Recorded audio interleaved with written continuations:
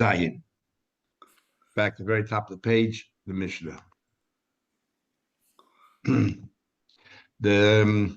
So what we are doing is we are going through every single case that we had in the Mishnah from Gimel, where there is skill involved, and we're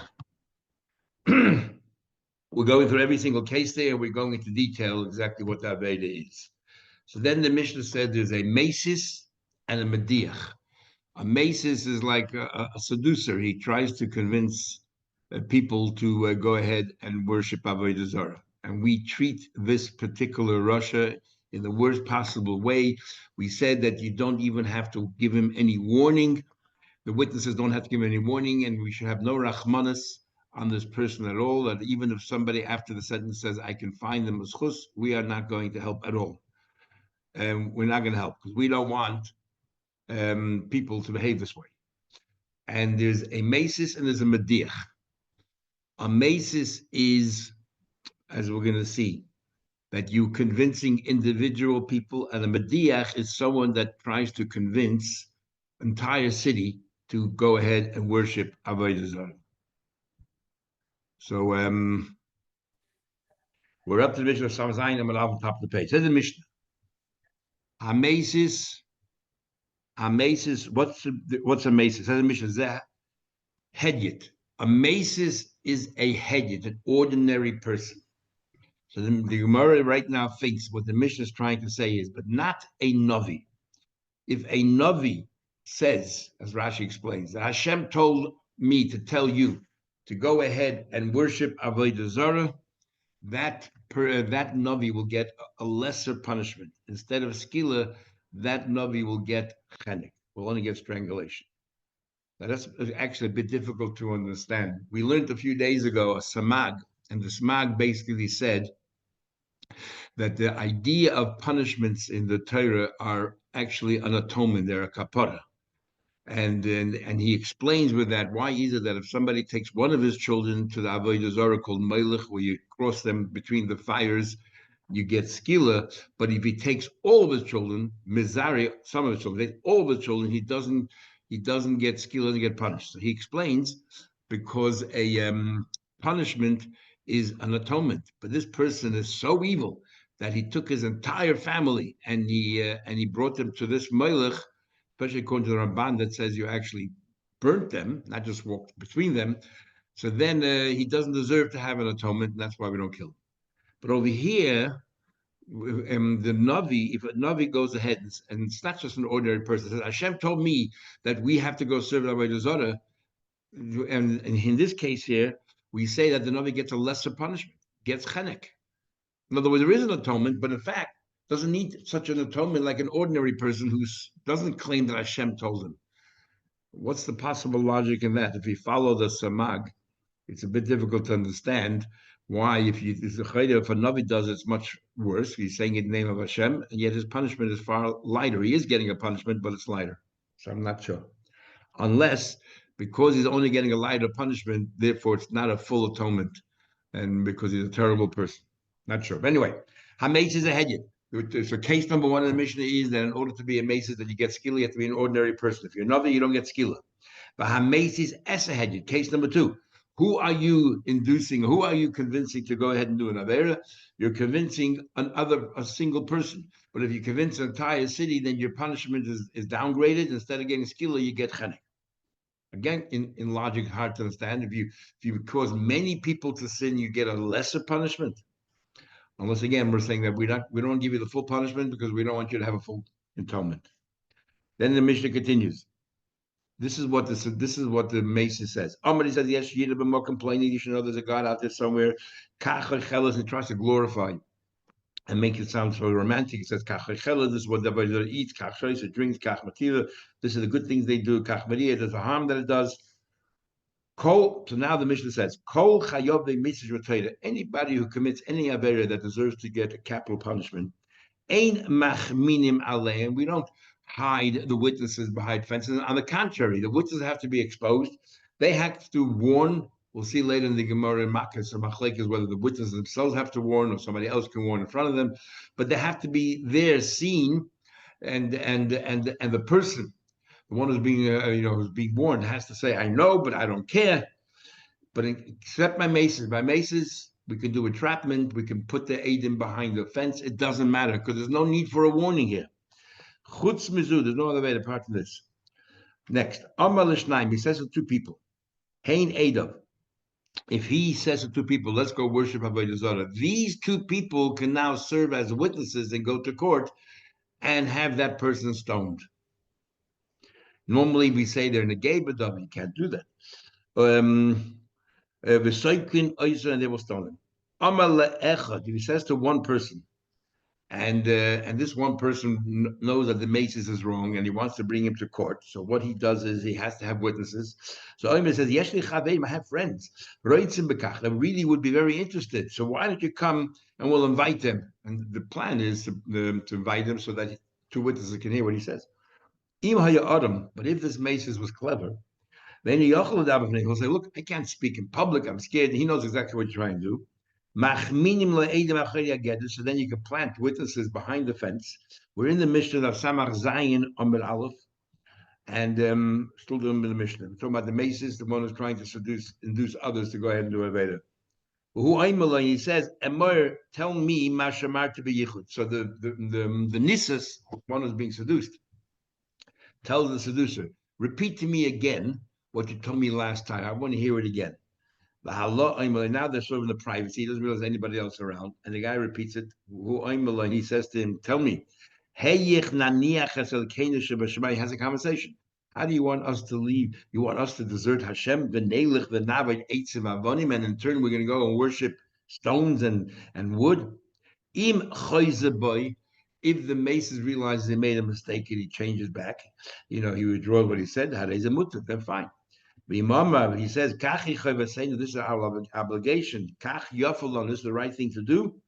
Then those who are behind the fence, bring it to Bezin, and they stone him. Now you have to wonder, the Mishnah before said that if he speaks to two people, those two can become witnesses. If he speaks to one person, you can plant witnesses behind the fence. I was wondering, why do you have to have two witnesses behind the fence? You can only have one witness behind the fence, and you, the victim, can also be one of the witnesses. So you have your two. It seems from the Mishnah that it has to be either both of them heard directly from him or both of them are outsiders. You can't have one and one. But also here we have a whole conversation. He says to him, "Oh, you sure you want to leave Hashem?" In the first part of the Mishnah, we don't have any conversation. And there the Rishonim explain the differences. In the first part of the Mishnah, the maces basically started the conversation. He initiated the whole conversation. So that's it. There's no entrapment. In this case here, you're the one who's entrapping him. You're telling him, "Oh, tell me again what you said." And entrapment in many places in the world is not even counted as testimony. So therefore, we need to tease out of this person that he actually means it. It wasn't just entrapment and say, "Oh, I was just humoring you." He actually means it, that he has to go ahead and continue the conversation. Yeah, let's forsake Hashem and let's go after Avodah Zarah. Then the Mishnah says examples. What's an example of a masis? He says to a few people, "Look, Evod, I'm going to worship Avodah Zarah," as if to say, "Follow my example." Or he says, "Eilev, I'm going to go and worship Avodah Zarah. Follow my example." Or Neilech, let's go together and serve Avodah Zarah. Or Ezbach, I'm going to go Shech before Avodah Zarah. Or Eilev, I will go. Neilech, let's both go. Aktir, I am roasting. Or Eilev, I will go ahead and roast. Or Neilech, Aktir. Anasech, I'm going to do libations. Eilev and Asach, let's go. I will go. Neilech, let's both go together. Or Ishtachva, I'm going to prostrate myself. Eilev, Ishtachva, I will go to prostrate. Or Neilech, Ishtachva. All of these are different expressions that a masis would use. Now, so the two parts of the Mishnah. The first part of the Mishnah says is that a masis is a hedjit, so we understood that means, but not a navi. If a navi comes along and says, "Hashem told me to tell you to worship Avodah Zarah," he does not get stoned, will only get strangulation, chenek. And the next din is a masis as a hedjit only if you talk to individuals, but if you try to convince the entire city and you're a dachas, then you get a lesser punishment, you get chenek. That's how we answer the Mishnah, which we'll see from Rabbi Brisa that follows the view of Rab Shimon. Because the Chachamim hold in all instances, In all instances, you get skill. I don't care if you're a Navi, an ordinary person. I don't care if you're seducing one person or you're seducing many people. Makes no difference. So it seems that our Mishnah follows Rab Shimon. That's what the Gemara's question is going to be. And generally, a Mishnah does not follow a lone opinion. A Mishnah follows the majority opinion. Says the Gemara, Hametz is a hedya, time of the hedya. The only reason is why, because this person is an ordinary person. Navi, had he been a Navi and he's claiming that this is what Hashem said, but chenek, he will get chenek. And the next part of the mission is, Bahames is as a hedya, if somebody convinces an individual, time of the Yochid, because it's an individual, a couple of individuals, Harabim would be an entire city, chenek. So the Chayda sees Masnis and Mani Rab Shimon. Our Mishnah follows the view of Rab Shimon. The Tanya we learned, Navi shehidiach biskila, the Navi was the one who tried to convince others to worship idols that Hashem told him to get skila, stoning, no different than anybody else. And Rab Shimon says only chenek. Number one. Number two, Madiche iradach, is he trying to convince the entire city to worship idols, biskila. Come and say the same thing, skila. Rab Shimon, that's chenek. Okay, so our Mishnah seems to follow Rab Shimon. The problem is the next Mishnah, which I'm not exactly sure why it's the next Mishnah, should have been part of this Mishnah. There it says that Mediach is someone who says, let's to an entire city, let's go worship Avodah, and you get stoning, which means you're following the Chachamim. How can the first part of the Mishnah follow Rab Shimon and the second part the Chachamim? Ema Sefer, it says in the Sefer Mediach, what's a Mediach? But now let's go worship Avodah. And so who's he talking to? Talking to a city at large. Also the Rabbanan. That view is the Rabbanan that says that makes no difference if you're convincing one person or an entire city. In all instances, he gets killer. Reisha Rab Shimon v'Sefer Rabbanan. Is the Reisha Rab Shimon the end is Rabbanan? How's it work? Now, as a rule, it's a fascinating Rashi here because whenever you learn the Gemara, there's a famous rule.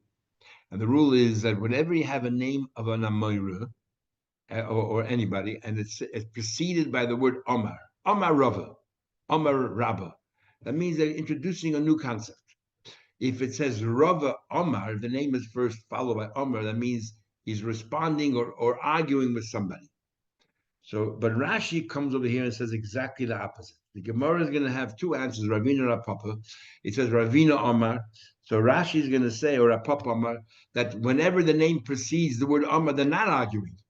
And Rashi is going to a very interesting shot, which Taisus completely dismisses, and Taisus uses the words, this is not the way to learn Shas. That's not the methodology at all learning Shas, but Rashi learns as follows. That Ravina is going to give an answer on one of these clauses in the Mishnah, and Rav Papa will give an answer on the other one.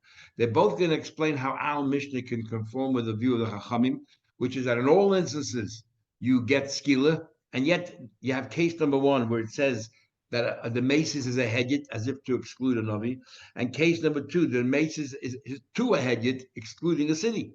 It sounds like Rav Shimon. So let's start with Ravina. Ravina is going to focus on the second din. You're right. The first Mishnah says only if you convinced an individual. But the second Mishnah is saying not only, it's not arguing, he's going step by step. Not only is it if you convince an individual, even if you convince a multitude of people, an entire city, where Rav Shimon says that you get a lesser punishment. Yet I hold that you get the stricter one, skila. So the first Mishnah, second Mishnah are just building up. Says the Gemara. Ravina says, Kula Rabbani. The Mishnah Rabbanan, the second case in the Mishnah is leading up to the next Mishnah. In other words, the second case is talking about you convince an individual, you get skila, and then the next Mishnah says, and even if you convince the entire city where Rav Shimon thinks you don't get skila, we hold you do. Rav Papa now says, I agree with Ravina, I agree with Ravina, but I'm going to explain the first case. When the Mishnah says over here, Maces Zehedid, you assumed that it has to be an ordinary person and not a Navi. That's not what it means at all. Hamez Zehedid means that the Maces is an idiot, because he should know that he can be so easily caught and be punished. Most Avedas, Mechal Shabbos, you need two witnesses to come along and say, you should know that if you continue doing this, you're going to get skila. And he has to respond, I know and I don't care. What are the chances of that happening? Very, very slim, because why would you put your life on the line? But over here, you don't need the witnesses to be exposed. They could be hiding behind the fence. You don't need a warning. So you're a fool. So Hames is a head, your Papa will say, it doesn't mean to exclude another. It means every Maces is an idiot. He's an idiot because the witness can be hiding right behind the fence when he's talking. Any other punishment, any other aveda you do that incurs a punishment of death, ain't machminin aleh. You're not allowed to plant witnesses behind the fence. They have to be out there, public, and they have to warn the person. The only exception is maces. Now, if you want to trick the maces and you want to have these witnesses listening to it, but the maces is not going to stand there and open. He's obviously trying to be very, clandestine. So, or very circumspect. So this is what you do. Madlik listening advice me. You bring him into your house. Say, look, let's talk in private here. You bring him into the inner room in your house, and you light a candle there. But you set up the witnesses in an outer room, which is it's pitch black. So the maces in the room with the candle cannot see anybody in the room which is pitch black, but the witnesses in the room that's pitch black can see the maces, so they can come to court and testify. We saw it and we heard. They should see if listen to his voice because they don't. He cannot see them. Because if they don't see the maces, they cannot come to court in front of say, "Oh, we saw." You didn't, and you can't say we heard. Heard means nothing. You have to see. He says to him, this is the conversation. So the Nisas tells the Maces, tell me again what you told me before, but you have been in private. He tells him, and then you continue the conversation. How in the world can we forsake HaKadosh Baruch Hu Shemayim and Navad? You want us to worship Avodah Zarah? If the guy withdraws, if he said, look, this is our obligation, is good for us. Those witnesses that are standing outside, brings him, schleps him to a bezin, the cycle and they stone him. Now, in the Gemara I have here, and most Gemaras, we don't, it starts right away the Mishnah, but there are some Gemaras that have a whole section now to do with Yoshka and his mother. And I don't have it in front of me, so I can't read what it says. I'll see if I can find a Gemara tomorrow. But there's an interesting part over there about a maces trying to have other people do avodah zarah. The next Mishnah, Amadiach. This is the part of the section we already discussed. Let us go together and worship avodah zarah. And as Rabbi Yehuda Rav will say, this is near the Dachas, and you get skilla. Next part of the Mishnah goes back to the Daf Nun Gimel, where we go through the different averas that incur skilla. Hamechashiv. A witch, a witch, it depends. If you're actually doing witchcraft and you create something chayiv, but not if it's purely a slay of the hand, tricking the eyes. Rabbi Kiva says, you can have two people through witchcraft collecting cucumbers.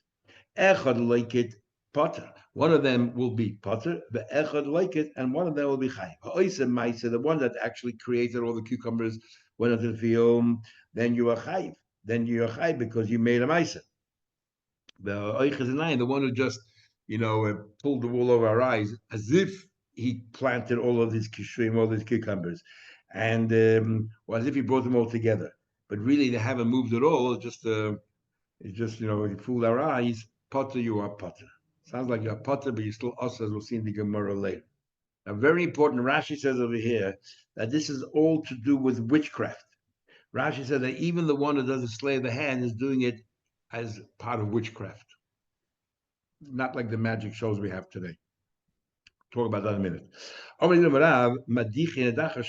it says over here that Madiach is talking about Ir HaNadachas. We learned we learn machashefa, even though it's a feminine word, the truth of the matter is echad ish makes absolute difference, a man or a woman. Why does it say machashefa? Why does it say in feminine? And since most of the Torah is written in masculine, why this particular word is in feminine? Don't take that literally, but it means is that most people involved in witchcraft are women. Interesting. There was a woman. There's an argument which woman it was. It was a big Talmud Chacham. Some say it was the wife of the Drisha, the Sameh. Some say the wife of Rabbi Shai Pik, and I think so. And she said when Rachel was sitting there on the camel, Lavan was searching for his truffim, for his idols or his trinkets over there, and he came to Rachel the second time, and she's sitting on the camel, and she said, "Look, derech noshim li." She said, "Look, I'm biological, I can't, the way we interpret the words, derech noshim is I'm menstruating, so therefore I can't stand up. So the Mefarshim ask, how can Rachel lie? How can she lie? So this woman said that the pshat is like this. He misunderstood her. She said, derech noshim. I am like these women who do what the behavior Gemara says right here, that women were involved in kishiv. And Lee, I am keeping your kishiv. I have it. Lee, you didn't deny Lee. It's by me. In other words, the tools of trade that you use, love and use these tools of trade to make kishiv, I have it by me. In fact, like the Balaturim says that Amalek, through kishiv, made a lot of the soldiers look like donkeys and camels and all that, and because they're all into kishiv in those days. So that's what that is what do you call it? That's what she was saying. We had in the Gemara, if you remember, in Gittin Daf, I think it is, where the daughters of Rab Nachman were standing and they put their hands in a boiling pot of hot water, and they didn't burn their hands at all. The hairs wasn't singed, nothing. And Rabbi Elish was standing there, and he was so impressed. He said, "Wow, Noshim Shirkanias." Later on, he found out that they were witches. Rab Nachman's daughters were witches, and then eventually they got kidnapped. The Shalah HaKadosh writes, "Why would the Gemara tell us this story? This is the degrading, not only for the daughters of Rab Nachman, but Rab Nachman himself, that he had daughters who were into witchcraft." And then the Shalah HaKadosh writes, very interesting. He writes, the only reason why the daughters behaved the way they behaved is because the Rab Nachman had no time for them. He was so busy being Rab Nachman and talking, giving shiurim, he had no time for his own family, his own kids. And the Gemara is giving us, I guess, a sad indictment. No matter how great you are, you can be as great as Rab Nachman. If you don't tend to your kids and take care of your kids, you are partly to blame. And if it brings shame to the family, you are partly to blame as well. That's why the Gemara relates that story. The Gemara continues here. So what's the punishment? It says, it says, it just says that they shouldn't live. So how exactly do you punish them? So he says the follows. It says, they shouldn't let them live. The Nema Lahalan says there by the 7 nations who inhabited Eretz Yisrael, Canaan, don't let any of them live. So Malahalan B'Sayif, war is with using swords, as Afkan B'Sayif. So Machshefa, what happened, the punishment is minister Sayif. Rabbi Kiva says, no, I'll tell you how I learned. Here it says that witch shouldn't be allowed to live. But Nema Lahalan says by Har Sinai, I don't want anyone to ascend the mountain. People should not ascend the mountain. In Behemi Mish, I don't want anyone to go. And if they do go to the mountain, they won't live. And there's clearly what the punishment is. It says over there, suckle, you suckle. It says that you should stone them or toss them off. So Malahalan Biskila over there, stoning, Afkan Biskila. So Machshefa also gets stoned. I'm going to be easy. I need Danti like Tichya. My pshat is much better than yours. Both exactly the same word. Like Tichya here, like Tichya there. So it makes sense. You, the words are a little bit different. By Machashef it says like Tichya, you shouldn't let her live. And by Hasin it says la Yichya. It's not exactly the same word. And even though Rabbi Shmuel laid down a rule that when it comes to Gzeiras Shabbat, sometimes it doesn't have to be the precise word. He says it says one place Ubar Koyin and one place says B'Shavah Koyin, yet he makes Gzeiras Shabbat. That's when you have no choice. Here you have an option. Learn Leisichya or learn Leisichya from Leyichya. Far better to learn identical words. My pshat is better than yours. Anidanti, I learn Yisrael me Yisrael. I am comparing Machshefa Yid to Har Sinai, the Yid were warned not to climb the mountain. And why is that important? Because there are many different methods of punishing or administering capital punishment. The Yid has 4 different misses. So therefore, the Torah then says, which miss is it for Machshefa? Let's compare it to Skiller. But you're comparing it to a Goy.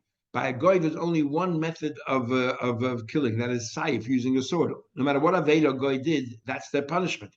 So how can you use that to teach us regarding Jewish laws? Shriven, of course, in Misal Harbe, there are many misses.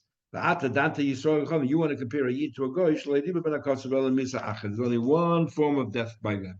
So you can't learn from there. Comes along Ben Azai.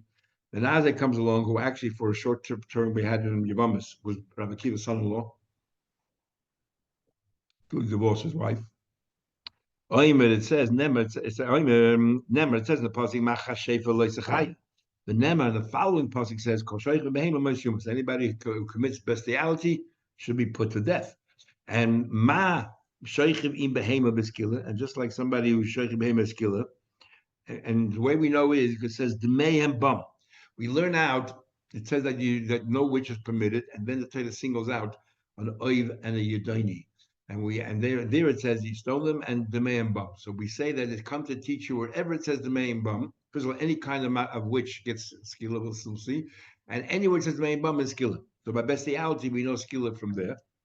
And because of two psukim, the juxtaposition of the two psukim, we learn one to another, that also by machshefi you get skilla. Af mechashev beskilla. Because they happen to be next to each other, therefore we're going to change the rules and make it skilla. From here we learn now Rabbi Yehuda does not believe in the concept of smuchin. We constantly darshan the fact that two psukim are close proximity to each other, it comes to teach you something. Rabbi Yehuda says no. Just because they happen to be next to each other proves nothing, except the Chumash Devarim. And this is the basis for that. Says the Gemara, El Oivi Yedoni Bechlal. Oivi Yedoni was part of the whole group of witches. Why did the Torah single it out? Lahakish Alein, to compare to it, I'll tell you, Ma Oivi Yedoni Beskila. It's Oivi Yedoni gets skilla. Af Mechashe Beskila. Says the Gemara, okay. So that's how he knows. But the you want to learn from Oivi, then you get skilla. But we have a rule. If you learn, if the Torah says a new din, we compare others to it. If the Torah says that same new din, that novel din, twice, then we say it's limited only to these two places and nowhere else. So the fact that Oiv and Yedoni are two separate din, and the Torah tells you that in these two separate din you get skilla, it means that everywhere else you don't get skilla. So why are you telling me that a machshefa gets skilla? So he asks. These are two psukim that are saying the same thing, that you get skilla, and the rule is if you have two psukim teaching you a novel halacha, it's coming to tell you that it's limited only to these two cases and nowhere else. Says the Gemara, Rabbi Chaya said, Ada Omra, from here we learn out. Kesava Rabbi Yehuda holds that Shnei Ksuvim Habayin Ke'echad Midlamdim. We have many times the Gemara, and according to the opinion that says that if the Torah repeats it twice, you can still compare others. Only 3 times, this is it, Rabbi Yehuda. So again, Rabbi Yehuda that holds that you don't believe in Smuchin is from right here, this Gemara, and Rabbi Yehuda that says that two psukim you can still learn from them is from right here. What's the origin, the root? What's the root of the word shafim? The root of the word shafim is that they contradict the heavenly plan or the malachim from above. In other words, there's an order in the world, there's teva, and you come along and you are basically breaching these rules, and you're going against the malachim, and that's what a kishiv is. Then it says ein oid milvadei. The pasuk says that there's nobody else besides Hashem. Amar Chanina says, afilu davak shafim. A kishiv cannot breach and go against the rules of Hashem, which seems to contradict what we just said. Rabbi Yechon. Rabbi Yechon said that the whole idea of kishiv is that they're going against the rules that Hashem put into play, or the malachim, are in charge. And then Rabbi Chanina says, that they cannot break any of the rules. So the Gemara is going to ask, Ayitza, there's a woman. She was going out of her way, Lemishkal Afra, to find sand, Metusa Kared Rabbi Chanina, from beneath the feet of Rabbi Chanina. We had a number of times that witches used to get their energy and their potent powers from the earth. We had a whole story, Shimon Shatlach, with his 80 students that lifted all the witches off the ground. So this woman wanted to be able to get a hold of some dirt under sand underneath Chanina's feet so that she can control him or cause him some kind of harm. So whatever. Sorry. And Omar Lay. So Amallah. So Rabbi Chanina said to the woman as follows. He says, he says, if it works for you, then Zilavit, I don't care what you do, because it means Hashem has to agree with you. Ain't nothing can happen without Hashem's acceptance. If my battery dies, I'm going to turn on another device. So for about 10 seconds, I'm going to lose you. Anyway, so the Gemara continues. We said machshefet because they have the power to go against Hashem's rules, not like Reb Chanina. So we answer Shine Reb Chanina, the Nafis Chusim. Chanina was different. He had so many Chusim. There's no witch that can ever go against the breaches. The Chassam Sofer has a fascinating question. He says the problem of Sheifa is not Avodah Zarah, it's because they're breaking Hashem's rules. So how can a tzaddik give brachas and make things happen? And we learned last time, the Gemara will learn again that they created a person, they created an animal, they did things out of the norm. So the Chassam Sofer says the difference is that these people are part of the world order.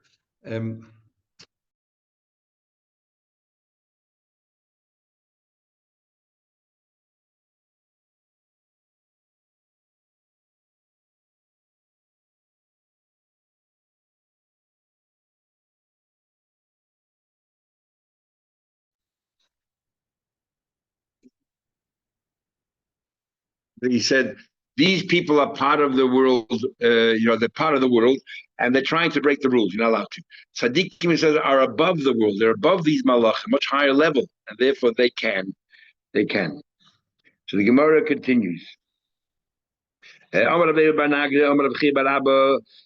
find that the Chatumim, the magicians in Mitzrayim, that they were able to replicate some of the makas that Moshe Rabbeinu and Aaron did. And usually it says that they used bilatehem. But when it came to the very first test that Moshe Rabbeinu took his staff and it turned into a snake, there it says bilahatehem with a hey. So the Gemara learns as follows. Bilatehem, those tricks, latehem, the root of the word latehem is lat. Lat means secretly.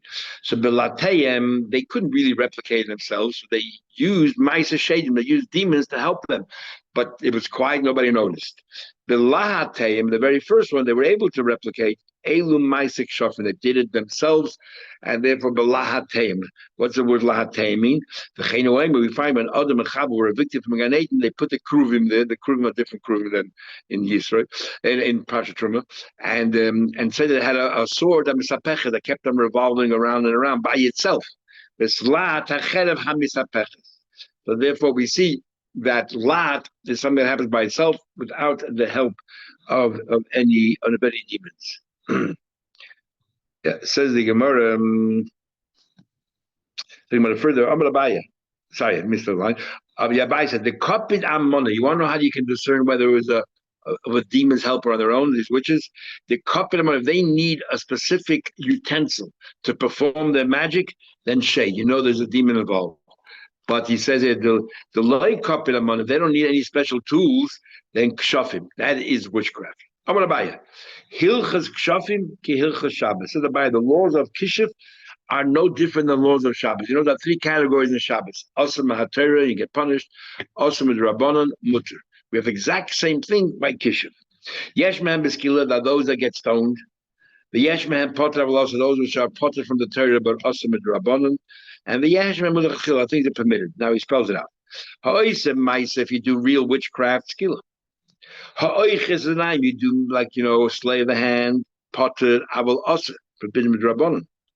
I will what would be an example that is permitted? We learned a few days ago.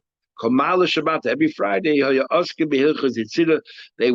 they would sit there and learn Hilchas Yitzira. So Rashi says they would use Hashem's name and form letters of Hashem's name to create things. And they used to create Igla Tilsa, a third-born calf, which is the juiciest, or a calf to a third of its maturity, and that's the prime of its life. The achla, they would eat it. We discussed at the shir a few days ago the question whether you have to have shchita or you don't have shchita if this animal came from Shemayim or not. Now, big machlekes in halacha. Bottom line, is a Jew allowed to be a magician? Oiches is a name. So Rashi said before that Oiches as a name is also part of witchcraft. In other words, it's not just magic with the cards or whatever. It's a kind of witchcraft. You're using kishuv to do the sleight of the hand. Using kishuv to do the sleight of the hand is forbidden, which we don't do today. We don't have that at all. But the Rambam doesn't learn about it. The Rambam, actually, there's a contradiction in the Rambam, but the Rambam seems to be learning that in one place the Rambam says a sleight of the hand is also mahatayra and you get skila for it. And that would seem to fall under the umbrella, perhaps, of me'oinein. We had a few days ago, the opinion of the Chum was that me'oinein is, we had three opinions of what me'oinein is. But one of them is me'oinein from eyes, a sleight of the hand. And then the Rambam says in another place that machashefa, a slave of the hand, is also you get makas mardis. You only get the rabbanon. So then there's another place the Rambam says that there's a problem of gnevas das. You're tricking people because they think it's one thing and you're coming up with something totally different. So then we have a big machlekes in halacha, what it is, and even the Shulchan Aruch in the Kufayin Tessa Yordeya, we talk in Pascals of the oiches naim is usher. What exactly does it mean? So the Arik wants to say that oiches naim magic is usher is only if it's something which is supernatural. They make, as we'll see in the Gemara soon, you cut a woman in half and then suddenly you bring it back to life. That's not a normal event, and that could be a problem. But if, let's say, something didn't exist, suddenly out of the pocket you pull something out, so that's not chisa mesim. That you just didn't see where it came from. So that should be permitted.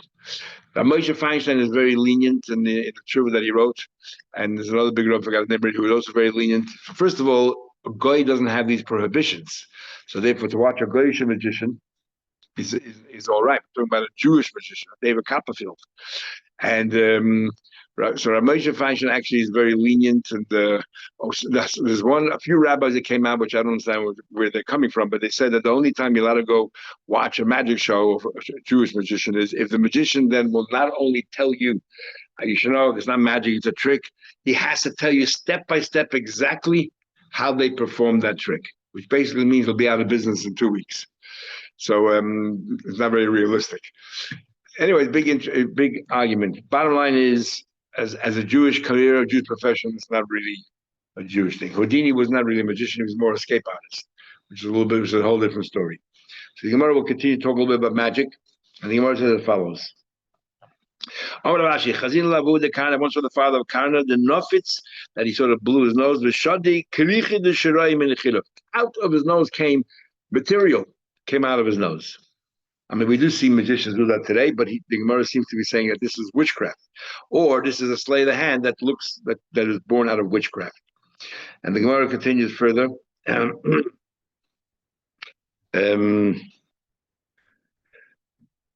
sorry, I just lost the place.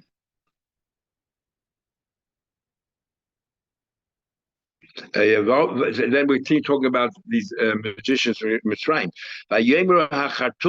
Those the magicians said, "Al Pari, when it came to the lice, they said, oh, this is God's thing."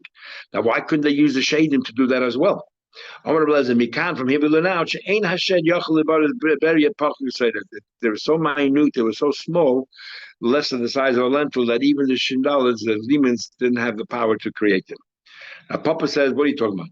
Elakim, I can promise you, you think that life, nobody can create. Only Hashem can create. Well, we had a few days ago, Tzaddikim also can create, if not for Avon's sake. No magician in the world, no magic can ever create anything. What they do is, what they do is it looks like you think they created, they bring these elephants, but actually all they did was they brought it from another location, they brought them here. But elephants can come from far away and bring it here. But when it comes to lice can only fly a short distance. And therefore there was no lice around. They couldn't replicate it much because they had nowhere to bring it in from. But creating, forget it. No one could create anything. Talking about it further, Rav once told his uncle Rav Chia, I went to see a magic show, and I saw there was this Arab, they took a saw, the night of the gamma chopped a camel in half, the table, and then he took a bell and he rang it, but come and he stood up. So here you see clearly you're allowed to see a magic show. Because even if Rav was walking down the street and he saw that you're not allowed to look at it, he would have turned around. He wouldn't have watched all these details. And he said, I saw the whole thing. So he's very impressed. Malay, so Rav Chia turned to he said to his nephew, you're naive. Tell me, lebasar hachidam, did you see there on the ground, if you slice the camel in half, you would think that you would see some blood there. Or part did you see any of his wastes on the floor? No. Elahi achizas enaim haber. It's like when you cut a woman in half, you see the legs wiggling away. It's as if it was only a sleight of the hand. There was no magic there. No real magic. Zidi equal Alexander Mitzrayim. Zidi once came to Alexander Mitzrayim. Zovan Chamri brought a donkey. Kimota Lashkuya Maya. When he went to give it to drink water, Pasha. Suddenly, the water has some kind of effect that it cancels It cancels the the spell. And so Pasha, the whole thing fell apart. The Kam Gamla dus Kanis, and suddenly there was a board on the bridge. It wasn't even a real donkey. He went back to the vendor and he said, "Hey, give me back my money. I bought a. I thought I was buying a donkey." He said, "I got a bridge board." He loves Zidi. I want to be Zidi, such a great man. Having Madin who would not reimburse you. Meika the Zov media. You think Alexander is rife with magic, black magic. You think there'll be so. You think if somebody buys something here, doesn't go to the border to check it out first to make sure that there's no spell on it. Yanai, there was another person called Yanai. This is not Rabbi Yanai, the murder. This is Yanai. Yanai. Ikla lahu ashpiz. He once came to this hotel. Amalu, he said to them, Ashkin Maya, I'm thirsty. Give me something to drink. Krevush tisa. They brought him to drink something that had some flour in it. Because he saw the kamarachshan sivos. He saw the lips are moving. Shada, and he thought, some magic here, some spell. Shada put what he did was he poured out a little bit of the water on the ground, and Habi Akra suddenly appeared scorpions. So he realized what they were doing. Amalu, they didn't realize what he was doing. Amalu, he said to them, Anosha Saymichu, I'm so kind of you, gave me something to drink. I feel I have to repay you. He's Atana Mishtu Mediri, drink something from mine. Ashkaya, he gave this waitress to drink. Have Chamash, it turned into a donkey, because he was also a magician. Rachva, he was riding this donkey, which is this woman.